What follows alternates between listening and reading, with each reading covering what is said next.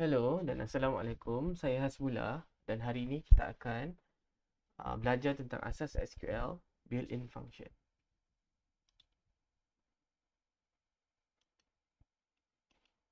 Okay, built-in function ni ada berbagai, tapi hari ini kita akan fokus kepada math function lah atau number function.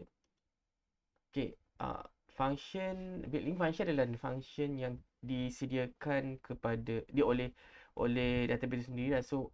So each database provider akan ada function tersendiri.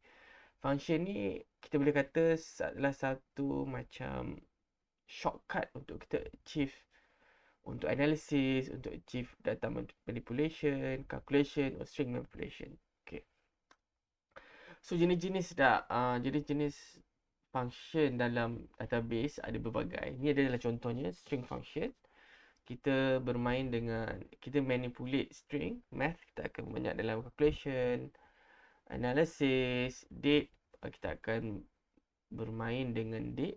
Dan advanced lebih kepada mungkin where condition, case, if else, encryption, lebih kepada encryption side. So tapi saya akan mungkin fokus pada empat ni lah, sebab empat ni lebih relevan untuk membuat analisis. Okay, string function. Ini adalah contoh-contoh string function. Mencari contoh string function lah. Dia ada contohnya macam karakter line. Kita nak berapa banyak karakter dalam satu sentences. Lower case. Kalau kita nak convert string tu, kalau dia ada campuran lower dan upper case, dia akan tukar kepada lower case. Apa lagi contohnya? Substring. Substring kita nak cari portion of the string lah, location. And kalau kita tengok contoh apa ni pun samalah macam lower, dia akan tukar kepada semua karakter dalam string tu kepada apa. Okay. Math function adalah function matematik yang kita guna lah. Okay. Absolute, sin, tan, shilling, cost, count, degree, divide, floor, min, max, standard function. So semua function telah disediakan oleh MySQL. So kita tak perlu nak buat a manual function untuk kita buat analisis. So hari ni kita akan fokus dekat sini hari ni.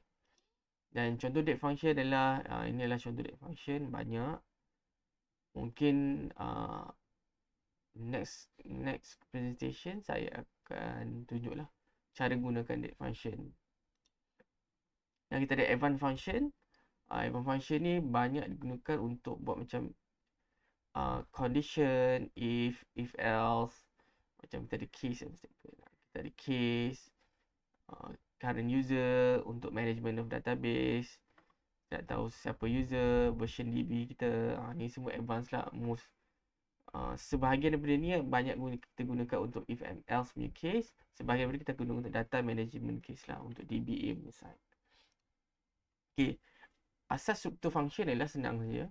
Kita ada standard select, kita ada nama function, kita ada column function, nama column yang kita nak paskan dalam function tu, dan kita ada table lah, dan kita ada table lah dari mana data tu diambil. Okay, so function ni column function ni dia tak satu sajalah, maksud dia dia ada mungkin satu atau dua lah, mungkin lebih. Saya akan tunjukkan dalam demo nanti. So kita akan bermain dengan table yang sama seperti sebelum ni. Okay, baik, kita teruskan ke demo. Okay, sekarang kita masih menggunakan table yang sama. Okay, Aminah, Kamal semua ni. Okay. Okay, so kita akan sentuhkan basic math function lah. So kalau average, dia akan dapatkan purata jualan. Simple. Select average. Nampak dia ada satu saja value yang kita pass kat sini, which is the column ni, jualan. Kita akan kira. Dia akan dapatkan jumlah jualan.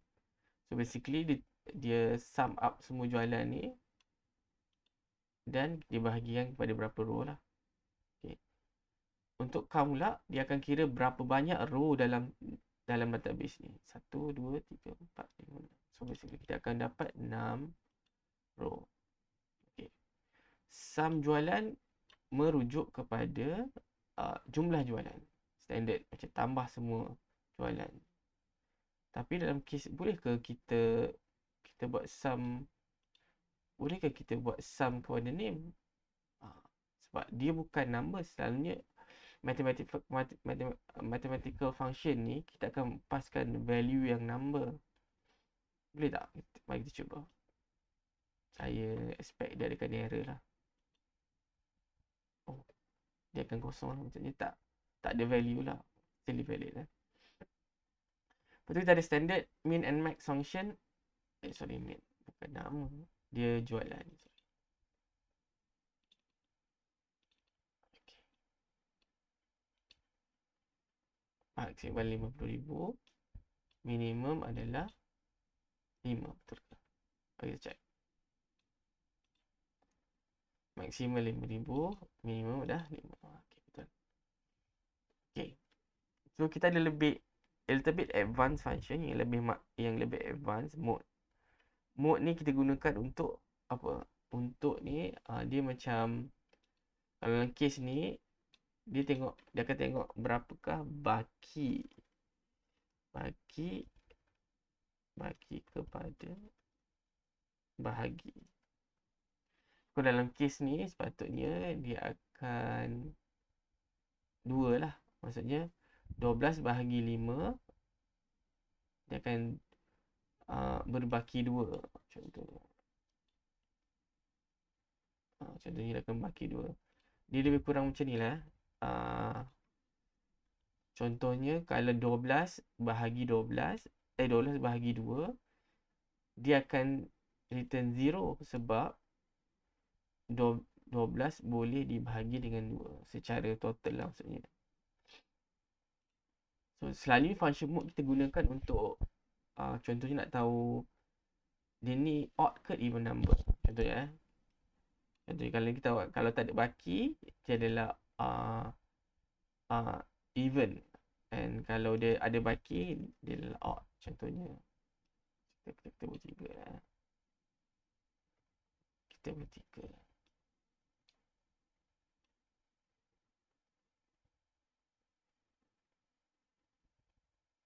Contohnya kita berdua juga, tapi kita dalam 13.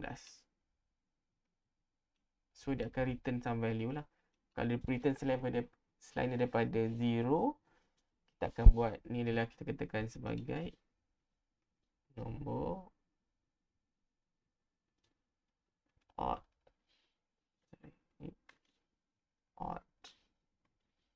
Dan ini adalah even number.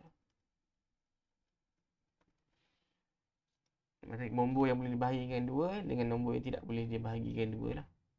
Okay. So, selain daripada tu kita ada tak function truncate. Truncate ni interesting sebab dia macam kita kena dapatkan value selepas titik perpuluhan. Contohnya, kalau kita buat kosong ni, kita akan dapat 31.5 lah. Maksudnya original value tu lah. Maksud kita tak truncate pun. Maksud kita tak potong pun value tu berapa.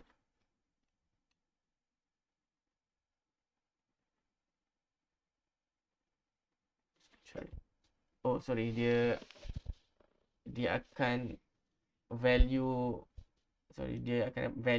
selepas titik puluhan ni lah. Maksudnya dia tak consider pun apa yang ada di titik sebelah-sebelah. So kita akan dapat 1, 2, 5.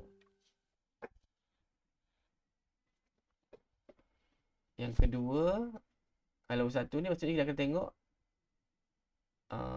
nombor selepas ni lah. Maksudnya 3. Dia akan dapat. So kita dapat 1. Berapa kita dapat? 1, 3. Kalau 2 kat sini, dan ni consider ni, dan consider ni. So dia akan truncate sampai dekat sini saja. Okay. Kalau kita buat negatif, dia akan baca dari titik ni ke sini. So dia kita akan dapat sini, kita dapat 120. Maksudnya dia consider ini dah diconsider sebagai dah. Kalau 2 pula, dia akan boleh sampai sini. Nampak dia negatif tu dia akan dia ke kiri. So dia 1, 2, dia akan jadi 100. Yep. Okay. Untuk titik puluhan pula, titik puluhan ni dia lebih macam uh, run up ni dia macam dia lebih dia lebih dia lebih consider lah apa value selepas tu. Kalau truncated dia tak peduli pun value selepas tu. Contohnya kalau case ni kita round up kepada nilai ni, kita dapat 125. Tapi kalau kita tengok case ni 1 2, jadi kita akan still dapat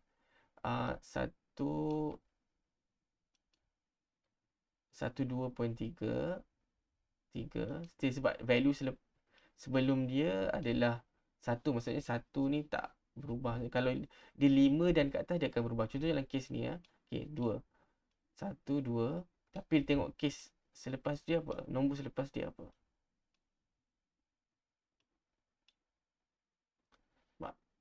Saling kalau truncate dia akan 125.31.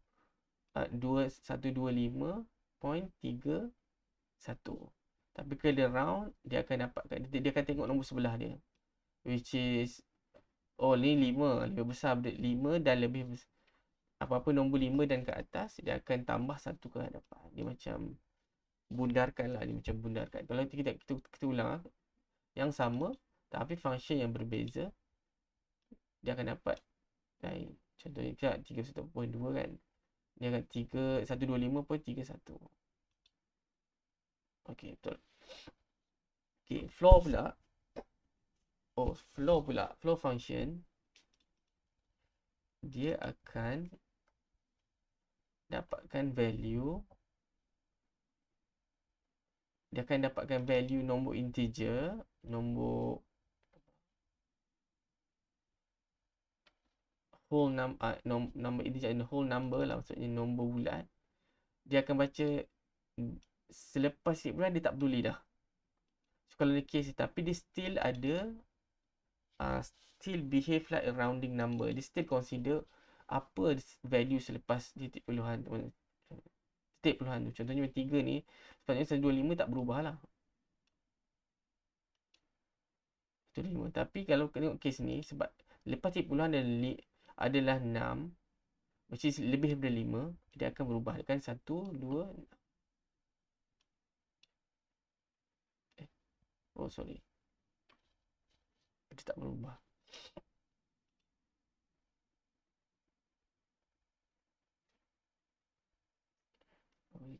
Dia just ambil nombor bulat dia.